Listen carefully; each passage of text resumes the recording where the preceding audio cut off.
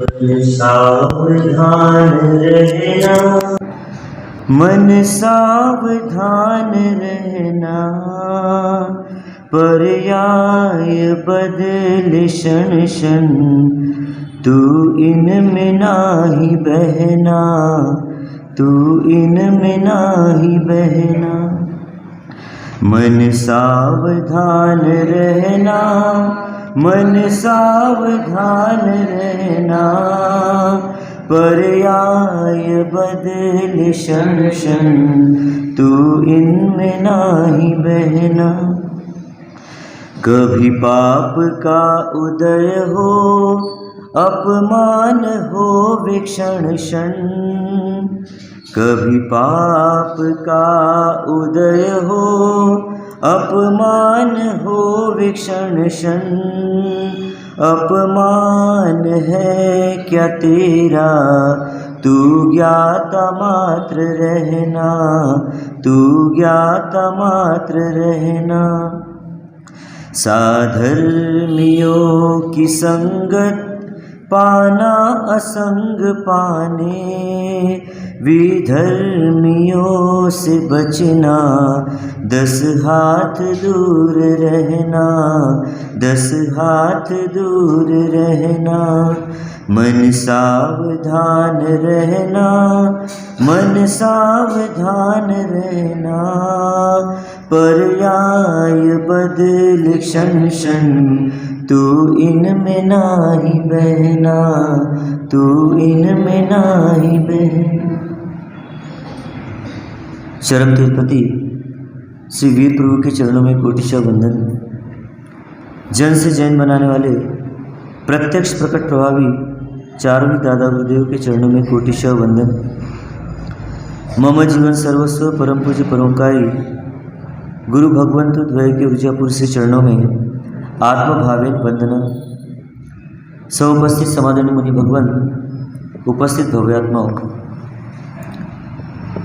मन बड़ा ही चालाक है और इस मन को संभालने के लिए ज्ञानियों ने ये बात कही, मन सावधान रहना, मन तू सावधान रहना, पर्याय बदले क्षण क्षण, तू इनमें नाही बहना।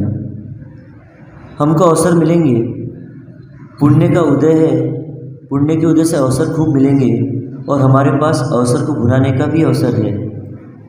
पुण्य का उदय हमारा झूठ पकड़ा नहीं जाएगा, हम चाहे कितना झूठ बोल दे, झूठ को कोई पकड़ नहीं पाएगा। लेकिन एक बात सतत ध्यान रहे, कोई मुझे देखे या न देखे, मेरी आत्मा हर बात की साक्षी है। मेरी आत्मा ने हर वो फिल्म देखी है मेरे पाप की, मेरी काली करतूतों की हर फिल्म मेरी आत्मा ने देखी है, उस घटना की वो साक्षी है। एक कमरे में कैमरा भी लगा हो, हम कितने अलर्ट हो जाते हैं। बाहर लिखा भी होता है कि आप सीसीटीवी कैमरे की नज़र में हो, आप कोई गलत काम करना भी चाहो, आप गलत काम नहीं करते, क्योंकि आपको पता है कैमरे में मेरी फिल्म कैद हो रही है। तो जैसे वहाँ पर अलर्ट रहते हैं, वैसे संसार में जीवन जीते हुए यदि अलर्ट हो जाएंगे कि मुझे कर्म सत्ता का कैमरा देख रहा है, सतत कर्म सत्ता का लेखा जोखा चल रहा है, आप भले छुपा कर करें, भले पेपर में नहीं छपेगा, लेकिन आत्मा साक्षी है उस बात की। जो बात आपने संसार से छिपाई, वो बात अपनी आत्मा से नहीं छिपा सकते, और जब आत्मा से नहीं छिपा सकते तो परमात्मा से छिप सकती है क्या? परमात्मा सतत हमारी गतिविधियों को देख रहे हैं, बस वो जुड़ते नहीं, और इसीलिए हमारा काम बन रहा है। पर जैसा कि मैंने कल भी कहा था, जब तक तेरे पुण्य का पहुँचे नहीं करार, तब तक तुझको माफ़ है, अवगुण करे हजार। आज पुण्य का उदय है, पुण्य के उदय में भले इतरा रहे, लेकिन वो पुण्य का उदय भी चला जाएगा, यह भी चला जाएगा। आज जो जाहो जलाली है वो भी चली जाएगी, इसलिए इतराना नहीं। ज्ञानी बार बार हमको चेतावनी देते, बार बार हमें सावधान करते हैं कि ये जीव तू सावधान हो जा, अपनी मगरूरी पर इठला मत, अपनी संपत्ति पर इठला मत, अपनी सत्ता पर इठला मत। एक दिन ही चली जाएगी। गुणसेन सोच नहीं पा रहा है कि मैं जो भी कर रहा हूँ उसका फल क्या आएगा। अभी तो मस्ती है, युवा अवस्था है, सत्ता है, संपत्ति है, सब कुछ अनुकूल है, मित्र भी अनुकूल है, जो करना चाहूँ मैं कर सकता हूँ। ये अहंकार भी है। उस अहंकार की पूर्ति के लिए और झूठे आनंद को पाने के लिए वो अग्नि शर्मा पर जुल्म कर रहा है, कहर बरसा रहा है। अग्नि शर्मा अपने घर में बेहोश हालत में पड़ा हुआ है। माता पिता देखकर दंग है। आज तक तो इसे मात्र थोड़ी बहुत पीड़ा देते थे, लेकिन आज तो लहूलुहान हो गया है। कपड़े पर खून के धब्बे ये बता रहे हैं कि आज इस पर बहुत कुछ गुजरा है। इसे बहुत ज़्यादा परेशान किया गया है। यह सोचकर वे दोनों रो रहे हैं, दोनों के आंखों से आंसू बह रहे हैं, लेकिन बेबसी लाचारी ऐसी है कि कुछ कर नहीं पा रहे। वो अग्नि शर्मा भी ऐसी पड़ा है। जैसे उसे होश आता है, माता पिता उसे सहलाते हैं, गरम गरम पानी से उसको स्नान कराते हैं, घाव पर औषध लगाते हैं, स्वच्छ वस्त्र पहनाते हैं, उसे भोजन करने के लिए कहते हैं। वो कहता है मुझे नहीं खाना, मुझे कुछ अच्छा नहीं लगता, बस मुझे यहाँ से जाना है, मुझे छूटना है, अब मैं ये पीड़ा सहन नहीं कर सकता। वो बताता नहीं कि मुझ पर आज क्या बीता है, क्योंकि वो नहीं चाहता कि मेरे माता पिता दुखी हो, क्योंकि पहले ही वो दुखी है और उन्हें बताकर दुखी क्यों करूं। और वो चुपचाप बैठ जाता है। माता कहती है कि बेटा, ये दुख तेरा दुख नहीं, ये दुख हम दोनों का भी है। जब जब भी तुझको पीड़ा होती है हमारा हृदय भी कांप जाता है। हम क्या करें, हम चिंता करना चाहते नहीं पर चिंता हो जाती है। अपने इकलौते बेटे के प्रति एक ममत्व का भाव है, उसकी सुरक्षा करना हमारा दायित्व है, लेकिन हम कर नहीं पा रहे। इसकी टीस भी है, इसकी पीड़ा भी है हृदय में, लेकिन हम कुछ कर नहीं सकते। वो अग्नि शर्मा कहता है पिताजी, आप ही तो कहते हो कि पाप किया होगा इसलिए ऐसा हो रहा है। मैंने पिछले जन्म में पाप ही पाप किए होंगे तो मुझे सुख कैसे मिलेगा। मुझे तो दुख में जीवन बिताना पड़ेगा, क्योंकि मैंने शायद कुछ धर्म नहीं किया, मैंने कोई अच्छा काम नहीं किया होगा पूर्व भाव में, इसलिए मुझे ये सब सहना पड़ रहा है। पर आप चिंता मत करो, मैं स्वस्थ हूँ, मैं ठीक हो जाऊँगा, आप बिल्कुल चिंता न करें। दोनों बोलते चिंता कैसे न करें, तुम्हारी पीड़ा क्या हमारी पीड़ा नहीं है। वो बार बार समझाते हैं बेटा सब ठीक हो जाएगा, लेकिन भीतर से खुद भी सोच रहे कैसे ठीक होगा, ये जुल्म कब खत्म होगा, ये कहर बरसाना कब खत्म करेंगे। सुबह कुछ लोग आए थे, उनको तो उन्होंने कह दिया कि कुछ नहीं, अग्नि के मामा आए थे, उसे ले गए, शाम तक वापस ले आएंगे। इससे नगर में भी शांति थी, कोई कुछ बोल नहीं रहा था, लेकिन इन्हें पता था कि हमारे बेटे के साथ क्या हो रहा है। उधर गुणसेन भी अपनी माता को बताता है कि माता जी, आज तो बहुत आनंद आया, आज हमने शिकारी कुत्ते के साथ उसको भिड़ा दिया। माँ डर जाती है, अरे कुछ उसका भिड़ा तो नहीं। गुणसेन कहता है अरे माँ, वो इतना पहलवान है और हमारा खिलौना है ना, हमने उसके जख्म पर जड़ी बूटी लगा दी, खून बहना बंद हो गया, लेकिन उसका हुआ क्या मुझे पता नहीं, कल क्या होगा मुझे पता नहीं। माँ कहती किसने देखा तो नहीं। अरे माँ, मैं तो बहुत होशियार हूँ, मैंने बड़ी होशियारी से आज मैंने उसका वरघोड़ा नहीं निकाला, चुपचाप उसको लेकर गए और 4 कोस दूर जो महल है वहाँ पर हमने खेल खेला। माता भी कहती है बेटा ध्यान रखना, कोई जान न ले, तुम्हारे पिताजी कुछ दिनों से तनाव में है, बराबर भोजन भी नहीं कर रहे, मुझसे ठीक से बात भी नहीं कर रहे। वो कहता है पिता को शायद भूख नहीं लगती होगी, लेकिन मुझे तो भी जोरों से भूख लगी है, यहीं पर खाना बना लो, मंगवा लो, हम दोनों खाएंगे। वो बेटे को समझाती है बेटा थोड़ा ध्यान रखा कर, सावधान होकर काम करना, खेलना है खेल, मेरी कोई मनाही नहीं है, तेरे पिताजी को तो मैं मना लूँगी, लेकिन फिर भी ज़्यादा कुछ मत करना जिससे मैं तुम्हारे पिता को जवाब न दे पाऊँ। पता नहीं माता, मैं तो बस खेलता हूँ, मुझे आनंद आता है इसलिए खेलता हूँ, आप भी मुझे इस खेल से वंचित मत करो। माँ बोलती नहीं बेटा तू खेल, लेकिन कुछ गड़बड़ न हो जाए इसका ध्यान रखना। इधर अग्नि शर्मा सोया है, सोते सोते अपने पिताजी को बोलता है पिताजी कुछ ज्ञान की बात बताइए। जब भी आप मुझे ज्ञान की बात बताते हो मुझे बड़ी शांति मिलती है, मेरी आत्मा में समता का साम्राज्य छा जाता है। जब भी आपकी बातें सुनता हूँ, शास्त्रों की बातें सुनता हूँ, मुझे बहुत अच्छा लगता है। उस अग्नि शर्मा को तो शास्त्रों की बातें अच्छी लगती है, हमको कैसी लगती है?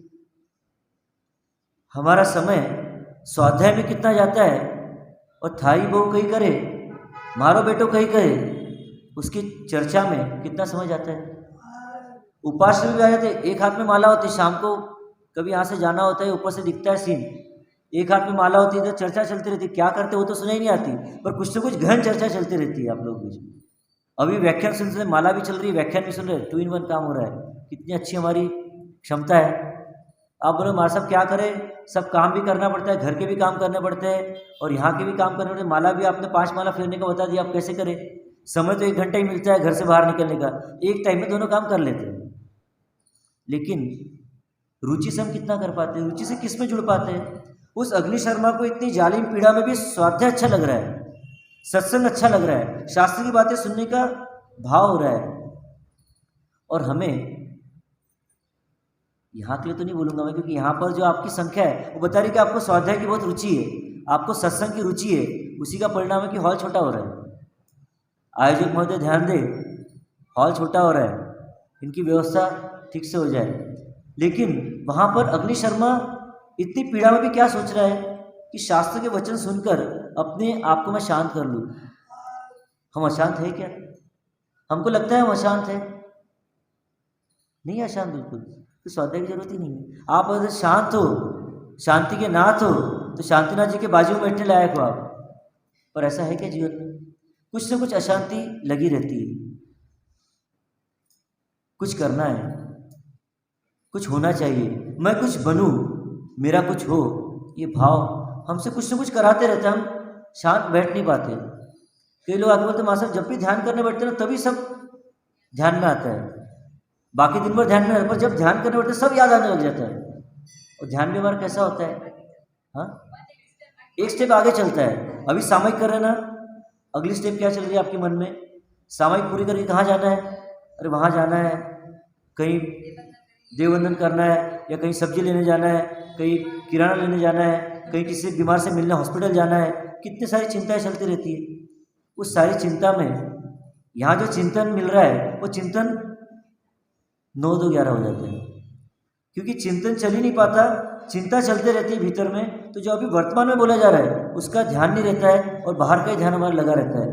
लेकिन अग्नि शर्मा उस पीड़ा में भी शांति से उन शास्त्र वचनों को सुन रहा है, और सुनते सुनते और सुनाते सुनाते यज्ञदत्त और सोमदेवा उनको हल्की सी झपकी आती है और सो जाते हैं, क्योंकि बेटे की इतनी अच्छी बातें सुनकर उनको लगा कि पीड़ा में भी कितना मस्त है, वेदना में भी परमात्मा की वंदना करने के इसके भाव हो रहे हैं। कितना अच्छा हमारे पुत्र है, भले ही ये कैसा भी हो, दिखने में सुंदर नहीं, लेकिन इसके भाव कितने सुंदर है, इसकी आत्मा कितनी सुंदर है, इसकी आत्मा कितनी उज्ज्वल है। ये सोचते सोचते उनको नींद आ जाती है। और इधर अग्नि शर्मा की आंखों में नींद नहीं, उसका कुछ चिंतन चल रहा है। ये घोर कदर्थना सारे नगर में मुझ पर क्यों हो रही है? जरूर मैंने बहुत बुरे कर्म किए, और मेरे कारण मेरे माता पिता कितने दुखी हो रहे हैं, उनको मैं कैसे सुखी कर सकता हूँ? जब तक मैं यहाँ रहूँगा वो दुखी होते रहेंगे, तो मैं क्या करूँ? क्या आत्महत्या कर लूँ? फिर याद आता है कि पिताजी ने कहा है कि आत्महत्या करना कायरता है। समभाव से सहन करेंगे तो कर्म खपेंगे, यदि आत्महत्या का सहारा लूँगा तो कर्म खपने के बगैर कर्म बढ़ जाएंगे, कर्म बंधन की श्रृंखला और बढ़ जाएगी। इसलिए मुझे आत्महत्या तो नहीं करना, तो मैं क्या करूं? राजकुमार मुझे छोड़ेगा नहीं और मेरे दुखों का पार होगा नहीं, और माता पिता दुखी होते रहेंगे, तो मैं क्या कर दूं? मैं गृह त्याग कर लूं। सोचता है कहाँ जाऊंगा, क्या वहां जाने पर मेरी पीड़ा खत्म हो जाएगी? लेकिन नहीं, यहाँ तो हम तीनों पीड़ित हो रहे हैं। माता जी भी चिंतित है, पिताजी भी चिंतित है, मैं खुद भी चिंतित हूँ, मैं खुद ही भी पीड़ा भोग रहा हूँ। पर मेरी पीड़ा तो मैं सहन कर लूँगा, लेकिन इनके दुख को मैं कैसे दूर कर पाऊँगा? क्या करूँ? सोच रहा है, चिंतन कर रहा है, कहाँ जाऊँगा, क्या करूँगा, कुछ सूझ नहीं रहा है। लेकिन फिर भी एक विश्वास है कि कहीं ना कहीं तो कुछ ना कुछ तो ठौर मिलेगी, शांति मिलेगी। पर मुझे शांति नहीं भी मिले, मुझे पीड़ा भी मिले, लेकिन मेरे माता पिता तो शांत रहेंगे ना, मेरे माता पिता तो आराम से रह पाएंगे ना। फिर सोचता है इतने प्रेम देने वाले माता पिता, उनको छोड़कर मैं कैसे जाऊं। अरे जन्मते से ही मुझ जैसे बदसूरत पुत्र को देखकर उन्हें कूड़े भी नहीं फेंका, बड़े प्यार से मुझे संभाला। आज भी मेरी पीड़ा में वो रो रहे हैं, कितना मुझसे प्रेम करते हैं। ऐसे प्रेमालु माता पिता को छोड़कर मैं कैसे जाऊं।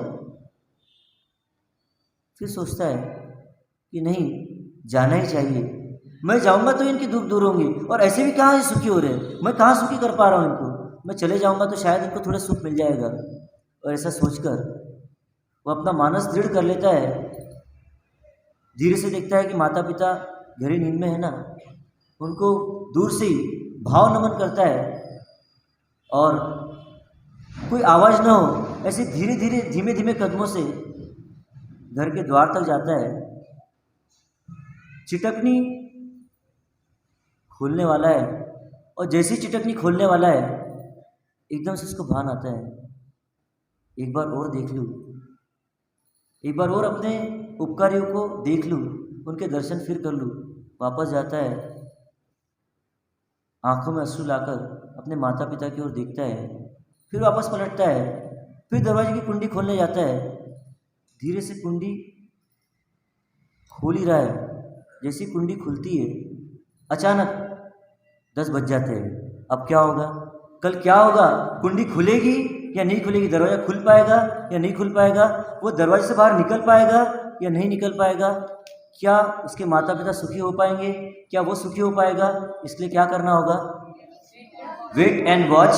ये तो आपको याद हो गया अच्छे से, वेट एंड वॉच करें। अब क्या होगा, अग्नि शर्मा के जीवन में क्या मोड़ आएगा, गुणसेन के जीवन में उससे क्या परिवर्तन आएगा, ये सब हम अगले वर्तमान योग पर छोड़ते हैं।